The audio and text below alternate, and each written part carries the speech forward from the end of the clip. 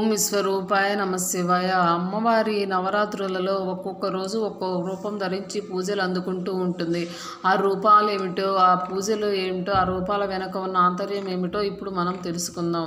ఈ దుర్గా నవరాత్రులని మన దేశవ్యాప్తంగా ఎంతో ఘనంగా జరుపుకుంటూ ఉంటారు. ఈ నవరాత్రులని దసరాగా కూడా పిలుస్తూ ఉంటారు. ఈ దసరాకి ముందు 9 రాత్రులు ఆ దేవతని అత్యంత భక్తి శ్రద్ధలతో పూజిస్తారు. శరన్నవరాత్రులు అమ్మవారిని ఒక్కొక్క రోజు ఒక్కొక్క రూపంతో అలంకరించి పూజిస్తారు. తొలి 3 రోజులు పార్వతిగాను, తర్వాత 3 రోజులు లక్ష్మిగాను, చివరి 3 రోజులు సరస్వతిగానే ఆరాధిస్తారు. నవరాత్రులలో దేవిని పూజిస్తే 10 జన్మల పాపాలు తొలగిపోతాయని ప్రగాఢ నమ్మకం. శరన్నవరాత్రులలో నవదుర్గల అలంకారాలలో ఆది పరాశక్తి మనకి దర్శనమిస్తుంది. తొలి రోజు శైలపుత్రి. నవరాత్రులలో మొదటి రోజు అమ్మవారు త్రిశూలధారిణి అయిన హిమవంతుని కుమార్తెగా శైలపుత్రిగా నందివాహనంపై భక్తులకు దర్శనమిస్తుంది. శైలపుత్రి దేవికి పాడ్యమి రోజు విశేషంగా సమర్పించే నైవేద్యం పులగం. తొలి రోజు భక్తి శ్రద్ధలతో అమ్మవారిని పూజిస్తే పులగం నివేదించిన వారికి ఆ తల్లి సకల శక్తి సామర్థ్యాలను, ఆ యశస్సును అందిస్తూ ఉంటుంది. రెండవ రోజు బాలా త్రిపుర సుందరి. ఈ పరాశక్తి బాలా త్రిపుర సుందరి అలంకారంలో భక్తులకు దర్శనమిస్తుంది.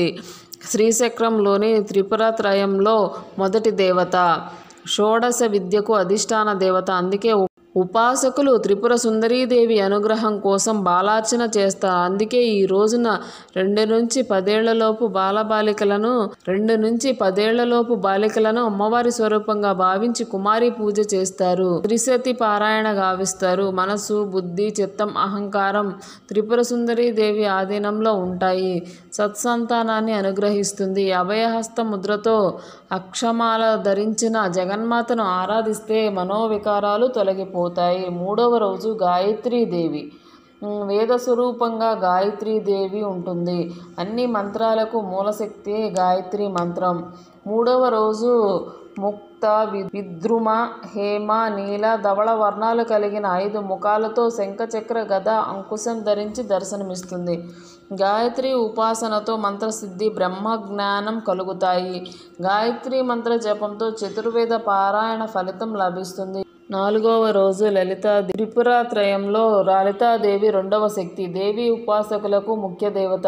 త్రిగుణాతీతమైన కామేశ్వర స్వరూపంలో 5వ రోజున దర్శనమిస్తుంది. లక్ష్మీ సరస్వతులు ఇరువైపులా నిలబడి వింజామరలు వీస్తుండగా శ్రీచక్ర అధిష్టాన శక్తిగా కొలువుదీరుతుంది. చెరకు గడ, విల్లు, పాశాంకుశాలను ధరించి భక్తులకు వరాలిస్తుంది ఈ తల్లి. లలితాదేవి విద్యా స్వరూపిణి. మాంగళ్య సౌభాగ్యాన్ని ప్రసాదిస్తుంది. దేవి అనుగ్రహం కోసం సువాసిని పూజ చేయాలి. సమస్త సుఖాలను ప్రసాదించే శక్తి స్వరూపిణి లలితాదేవి. 5వ రోజు సరస్వతీదేవి పూజ. శరన్నవరాత్రులలో మూల నక్షత్రానికి చాలా విశిష్టత ఉంది. జగన్మాత చదువుల తల్లి సరస్వతి రూపంలో దర్శనమిచ్చే ఈ రోజు బ్రహ్మ చైతన్య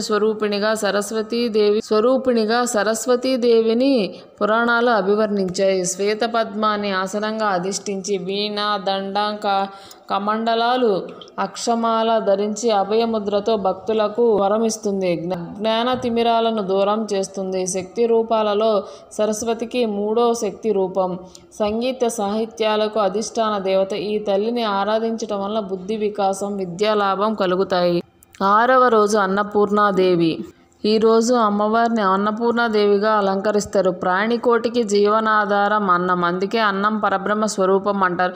సాక్షాత్తు పరమేశ్వరుడికే భిక్ష పెట్టిన దేవత అన్నపూర్ణాదేవి. ఈ తల్లిని ధ్యానిస్తే ధనధాన్యాభివృద్ధి, ఐశ్వర్య సిద్ధి కలుగుతాయి.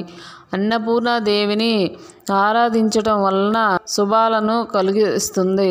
7వ రోజు మహాలక్ష్మి. 2 చేతులతో మాలలను ధరించి అభయవరద హస్త ముద్రలను ప్రదర్శిస్తూ గజరాజు సేవిస్తుండగా శ్రీ మహాలక్ష్మి రూపంలో అమ్మవారు దర్శనమిస్తారు. మహాలక్ష్మి సర్వమంగళకారిణి, ఐశ్వర్య ప్రదాయిని. అష్టలక్ష్ముల సమిష్టి రూపమే మహాలక్ష్మి. డోలాసురుడు అనే రాక్షసుడిని వధించింది. శక్తిత్రయంలో మధ్యశక్తి.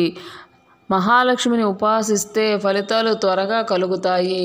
యా దేవి సర్వభూతేషు లక్ష్మీ రూపేణ సంస్థిత అంటే కొన్ని జీవులలోనూ ఉండే లక్ష్మీ స్వరూపము దుర్గాదేవిని చండీ సప్తశతిని చెబుతోంది. అంటే అన్ని జీవులలోనూ ఉండే లక్ష్మీ స్వరూపం దుర్గాదేవని చండీ సప్తశతి చెబుతుంది. శరన్నవరాత్రులలో మహాలక్ష్మిని పూజిస్తే సర్వ మంగళ మాంగళ్యాలు కలుగుతాయి. 8వ రోజు దుర్గాదేవి. దుర్గాదేవి దుర్గతులను నివారించే పరాశక్తిగా దుర్గాదేవి మనకి దర్శనమిస్తుంది. ఈ అవతారంలో దుర్గముడనే రాక్షసుని అమ్మవారు సంహరించినట్లు పురాణాలు చెబుతున్నాయి. పంచ ప్రకృతి స్వరూపాలలో మొదటిది దుర్గ రూపం. భవబంధాలలో చిక్కుకున్న మానవుడు అనుగ్రహించి మోక్షాన్ని ప్రసాదించే మాత. కోటి సూర్యప్రభలతో వెలుగొందే అమ్మను అర్చిస్తే శత్రుపీడ తొలగిపోతుంది, సర్వత్రా విజయం ప్రాప్తిస్తుంది. ఎర్రని వస్త్రం సమర్పించి ఎర్రటి అక్షింతలు ఎర్రటి పుష్పాలతో అమ్మను పూజ చేయాలి. 9వ రోజు మహిషాసుర మర్దిని.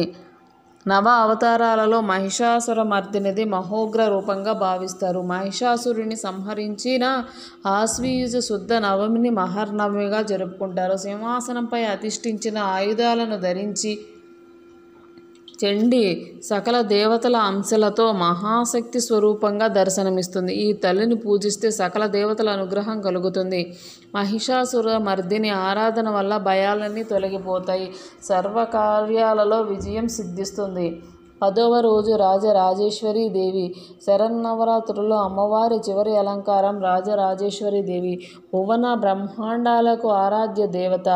మహాత్రిపుర సుందరిగా పూజలు అందుకుంటుంది. అపరాజితాదేవిగా భక్తులు ఆరాధిస్తారు. పరమేశ్వరుడి అంకం ఆసనంగా ఇచ్చా జ్ఞాన క్రియ శక్తులను భక్తులకు అనుగ్రహిస్తుంది తల్లి.